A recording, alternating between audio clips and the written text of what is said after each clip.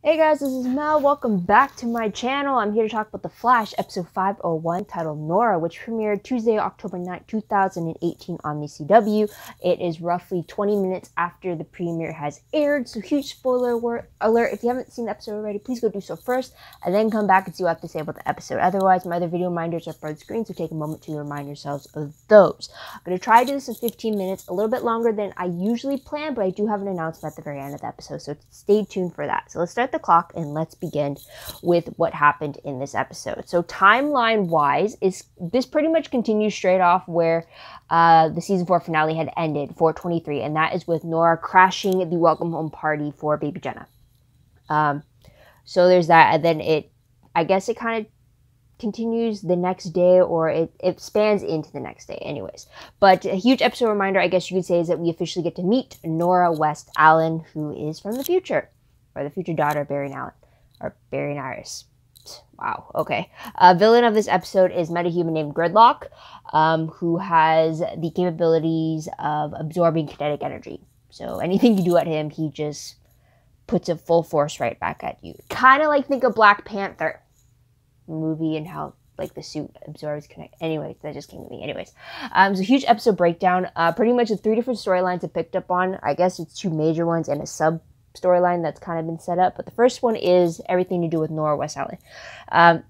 So she wanted to meet Barry so badly since he's been absent her whole life, which I'll get into a little bit in a moment. So she created this issue where the negative tachyons in her body is preventing her from going back in through the Speed Force to her own time, especially after she interfered with the whole satellite from DeVoe's plants. So everyone believes that it's these negative tachyons inside of her that are preventing her from leaving, when actually she purposely came back to the past to meet Barry since she has no memories of him, which I'll get to later on. Second storyline, it deals with Gridlock. And it was Nora's interference with Barry's run with Gridlock that resulted in the delayed capture of Gridlock. So a bit of an issue there and trying to figure out how to stop a guy who transfers kinetic energy into his own power. So anyways, the third storyline, which I'm kind of thinking of it as a subplot, is the fact that we're finding Killer Frost. And that the fact that I think this is going to be like a kind of a sub storyline, just because it seems like this is going to carry out through a whole bunch of episodes where it's like a little bits and pieces. It's like, it's not the main objective, but it's like a side objective. But we have Ralph finding evidence for Caitlin in regards to her father, who she believes has been dead, but in fact Ralph finds that he could be alive due to the fake death certificate that was issued for him. So there's that. And we all know that her father might have the answers as to why Killer Frost was present in Caitlin's childhood, when before that we all believed that she only appeared due to the particle accelerator. So there's that. So last moments of the episode did show new villain Cicadia going to kill Gridlock during his prison transport. It's assumed, based off of our Cicadia's last words being, when asked what he wants, Cicadia goes, "For all of you to die." And then he heads toward him. So I'm assuming he kills him. Yeah.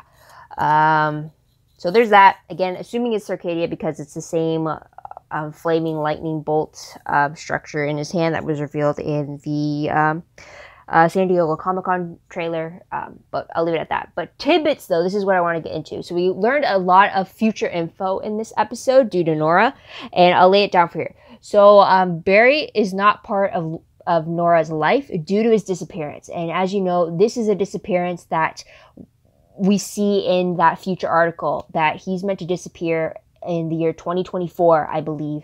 And Nora also shows Barry the fact that he's still missing 25 years later. So to Nora, he's been missing for 25 years of her life. And Nora is supposed to be 30 years into the future, right?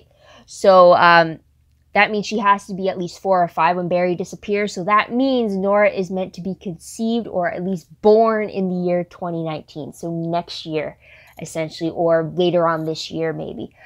So kind of put that into it honestly reminds me of Charmed season 6, when Chris traveled from the past to save his family.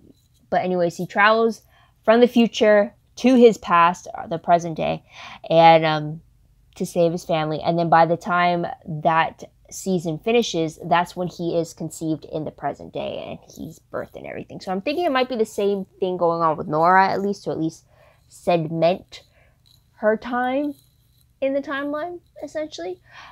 So there's that. Also, we find out that Nora is a forensic scientist, a CSI, just like Barry. We also find out that her code name is XS, from her childhood specifically, because her mother had always said that she liked doing things in excess. So that's where the code name comes from. And then also, apparently there's a Flash museum that catalogs all of the Flash's battles, excluding real names just for legal purposes, as Nora says, but she's been studying a lot that she can from the Flash Museum. Though when she comes to meet Barry, she doesn't know how to phase, so there are just some things that she can't teach herself from the museum. So there's that. But she does learn how to phase by the end of the episode, which is pretty cool. Also, outside of future info, we get Ralph finally realizing that time travel and multiple Earths are a possibility. Apparently he glossed over it last season, or he wasn't listening to all the times they were brought up. Plus, they also did clear up in a comment why in season 1 Ralph Dibny was named as a casualty in the first particle accelerator explosion. And they kind of said, well, Ralph made a comment about the fact that Barry traveling back in time and then how he would have died in the explosion. And then, like, they joked about it, but it's like, essentially, that is what happened. Ralph was dead, and then when he went back in time, created a flashpoint and all that, it somehow resulted in Ralph surviving the explosion. So at least, I like how they pointed that out, though. That was pretty cool how they did that. Also, we had references to Wally's association with the Legends team. We found out that negative tachyons getting close or onto the Wave Rider could produce disastrous results. So at least that strikes out the possibility of why they couldn't just call in the Legends team to take Nora with them to the future to return her there, because doing so could blow them all up, apparently. And then also they explain why it's possible for Nora to stay in the present without affecting the timeline, because they explain such things as hard and soft spots in the timeline. So soft spots is kind of like capturing gridlock. Small changes to these soft spots don't really affect the timeline that much, but if you change a hard spot in history, like Nora Allen's death, Barry's mom's death, that will affect the timeline greatly. So I guess very huge historical moments, or like very instrumental moments like that, Nora has to avoid those at all costs if she doesn't want to risk changing the future. Also, side tidbits, I guess you could say, Cecile and baby Jenna are really only shown in the one scene at the party, but they show signs of telepathy. So either Cecile still has the power of telepathy, which allowed her to hear baby Jenna's thoughts of being hungry, or the baby was projecting her desires to Cecile, and she's the one that actually has the powers. Either way, Joe doesn't seem very thrilled about that. And also in this episode, we do see a slightly drunk version of Cisco, or at least a hungover version, considering that he did drink a lot at the party. Kind of first time he's grieving over the fact that he has broken up with Gypsy, and then rushing into gridlock, and Nora's presence kind of put that party on hold. But he doesn't get over a hangover quite as quickly as Barry. So there's that. Moving on to most shocking moment of the episode, I will have to say, is the reason behind Barry's absence in Nora's life. I thought that he was supposed to die. I thought that whole satellite thing, Barry's supposed to die from that explosion, and then her interference kind of stopped that from happening, especially with the way that they set up the cliffhanger from the last season. That had me thinking that Barry was meant to die. So the fact that he's actually missing, in part to the disappearance that we've known about since season 1, that's supposed to happen in the future. So I was surprised how they connected that back. I was surprised how seamless, I guess you could say, the connection was. So I'll leave it at that. But top 3 favorite moments of the episode, I would have to say the part on the plane, the whole idea of phasing the plane. For some reason, that whole scene got me a little teared up. I mean, we see Barry reciting the exact same words that Wells, aka Earbark Clown, was telling Barry when he first learned how to phase, and he was saying the exact same thing to Nora as well as to Wally to get them to really tap into that ability of theirs. And it was a great moment of teamwork for all of them, which it was just fantastic. And just to see it go off without a hitch, essentially, I guess that's kind of why I got teary-eyed, just to have them get that win was fantastic. Also, a side favorite was the fact that you finally get to see the shift between Barry's attitude towards Nora. He was very cold towards her. He didn't want to get to know her. He had an idea.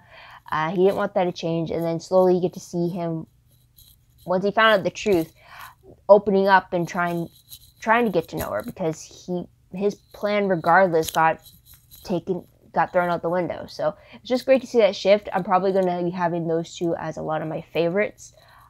I definitely can't wait to see that father-daughter bond, even though it's a little weird that they could easily be, like, age-wise, they could be siblings, right? So they're, right? Anyways, another favorite of mine has to be the whole idea of Ralph discovering time travel and multiple Earths for himself. Just the way he went about it.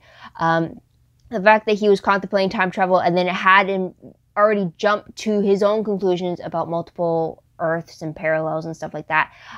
I really love that he was coming to the information on his own. The fact that he was capable to do that shows something. But it was hilarious in the fact that this is stuff we've known for the past 3 years and something he should have known last year. So it's just funny getting him up to speed on that. But it was just great to see how he processes it, right? Because he's not he's not on a scientific level as the rest of the team, right? So it was interesting to see that.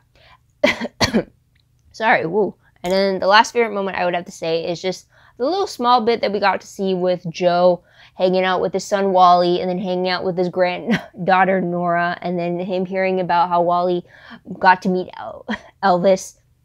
I thought that was pretty cool. It was a fun little family bonding moment there. And then I just also like the fact that Joe pretty much gave Wally his blessing to kind of continue to search what you've been looking for, because he knows you haven't done it yet. So whatever that means, that will probably be a question of mine later on, but I'll leave it at that. But moving on to the top 3 peeved moments. I will have to say this, Barry's new suit, more specifically the headpiece, or the fact that he doesn't actually have a jaw piece or jaw coverage piece anymore. I don't know if it's because it just looks so different, or I just have to get used to it though, but that just, I don't know, it looked weird. To me, it looked weird.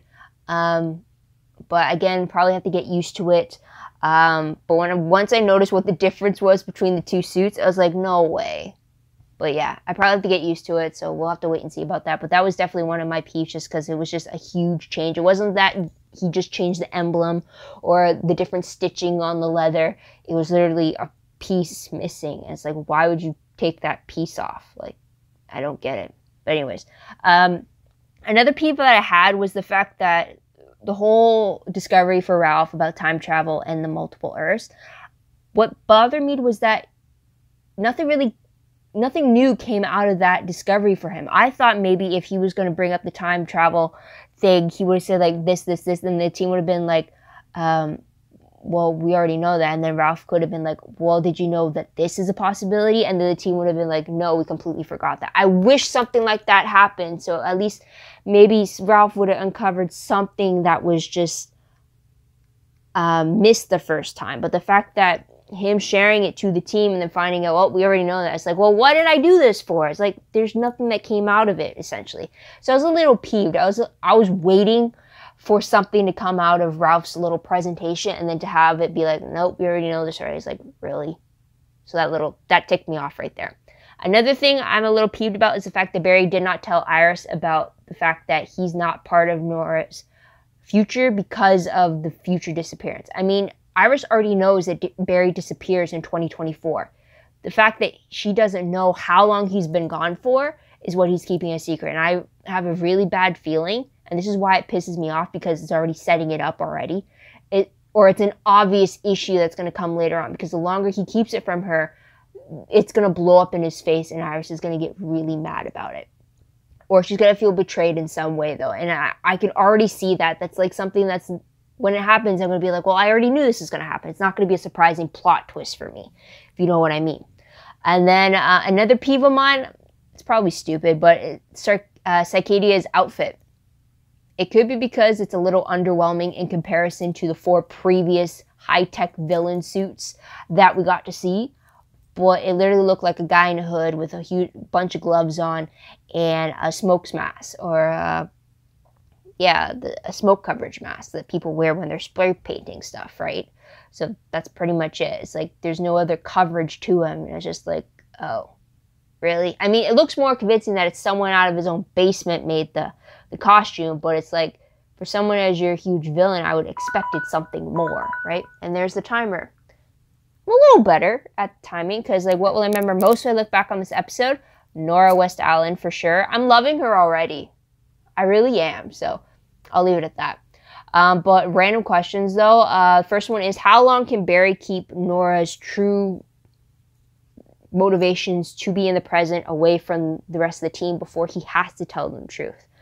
Or before he's forced to send her back to the future? So there's that. Another question is, did Nora's interference in the satellite destruction affect the timeline at all, or was that just a lie to kind of further her lie as to why she couldn't go back home? So that's one there. And another question is, does Joe's blessing to Wally mean that Wally will be back with the Legends team? Or does that mean he's going to be off elsewhere? Because I think, check on screen right now, but I think Wally is only meant to, or so far he's only set to appear in 3 episodes. But I don't think he has a recurring or a series regular position on Legends. So I'm wondering, like, is he going to be back there? Is he not? Is his consultations between the team going to be mentioned on Legends, or what's going on? I did like Wally on Legends. It was so great. But then I guess, like, if you had a speedster, why can't you use the speed all the time, right? But I liked him with that team. He seemed like a good fit. But anyways, moving on to predictions, though, very quickly, based off the promo for 502, it looks like Barry shows Nora his old training videos. So we get to go back to some old season 1 footage. And there's the phone. Hold on. I was so close. All right, I'm good. Also, we see Irish making a comment about the fact that Nora just never wants to leave Barry's side, which might be a little bit of jealousy there. So there's that. And also, Barry gets stuck in some jello-looking thing. I don't know. It's very quick, but it's like really weird. But based off the synopsis, though, for 502, it reads that as Barry helps his daughter Nora become a better speedster, he and Team Flash also track down a meta-stealing high-tech weapon. Track down a meta who is stealing high-tech weapons, only to cross paths with a new foe named Cicadia, who was hunting the very same meta with nefarious intent. Probably to kill him, but there's that. But new predictions, or new hopes, I would say. For Cicadia, we kind of got to see his underwhelming disguise or outfit, but I do hope that we keep him masked a little while longer to keep us guessing as to who he is without the mask. I mean, kind of like with how they did with the Reverse Flash, with Zoom, with Savitar, even with the man behind the steel mask that was Savitar's prisoner. They kept us guessing for a long time as to who the person was behind the mask. So I hope we get to see the same thing happen with Cicadia, because I didn't really like it last season where right off the bat we already knew what DeVoe looked like. We already knew what the Thinker looked like, and it was just waiting for the characters to realize what he looked like. So I didn't like that aspect. I liked the previous 3 seasons, or the first 3 seasons, where we were constantly wondering, as the characters were, as to who the main villain was. So I hope we get to see that go down that route for Cicadia. Now, up with my news now, since I'm going a little longer than I wanted to. But I won't be covering all episodes this year, or this season, or I won't have a video separate for each episode. So the plan is, or at least for 2018, for the first 9 episodes of this season, there'll be 3 videos left. The plan is to do a highlights video to cover episodes 502 to 507. So 2, 3, 4, 5, 6. So that's 6 episodes. And then to do a separate video for episode 508, just because it's supposed to be the 100th episode for The Flash. Or it's supposed to be, yeah, you get what I mean. And then also a separate video for 509, which is part of the crossover event with Arrow and Supergirl. So that's the plan. We'll see if that's a little better. The reason for this is just because I'm trying to bring more balance in my personal life. I'm trying to get things started with my own career, and I kind of need the time to do that while also doing my job that I get paid for. So there's that. If I'm able to make money off of these types of videos, I wish I could, but I don't want to risk any copyright issues. So I'm just going to leave these as made for free, no profit whatsoever. It's just at least to get my name out there. That's the only thing I really want to really get, and to spread the conversation for sure. But that's about it. That's the plan for 3 more videos of The Flash. We'll see how that goes, see if that helps whatsoever for me. I'm going to try to do the same thing for Legends as well as for Arrow. So keep that in mind. But otherwise, that's pretty much it, guys. What'd you guys think of the premiere? What'd you guys like about it? What do you think is going to happen next? Let me know in the comments down below. Love to hear your thoughts, theories, and predictions about what you think will happen this season. And what you thought about Nora in general, too. I mean, I like her, so there's that. Also, don't forget to, well, like, share, and subscribe to my channel. Sorry, it's been a while since I did a video, so I gotta remember how to send off. But also, if you want, check out my Tumblr page. Link for that is down below. I read blog promos, web clips, quotes, gifs, synopses, news, all that good stuff, all found in one place. Go check that out. I'm trying to get back into it like I did before I had a job. But yeah, so everything should be found in one place there, or eventually it should be. I will be updating, or get better at updating, so be on the lookout for that. Also, WordPress account, link for that is down below as well. It's a little more organized. It's still a work in progress though, but anything I post online is connected to my WordPress account, so check that out as well. But otherwise, guys, I think that's pretty much it. So thank you so much for tuning in. Thank you so much for your patience. I hope you come back next time to see what they say about the next few episodes, or what I have to say about the other shows I like talking about. But until then, guys, this is Mel. Wish you all a great day, great week wherever you are. Bye for now.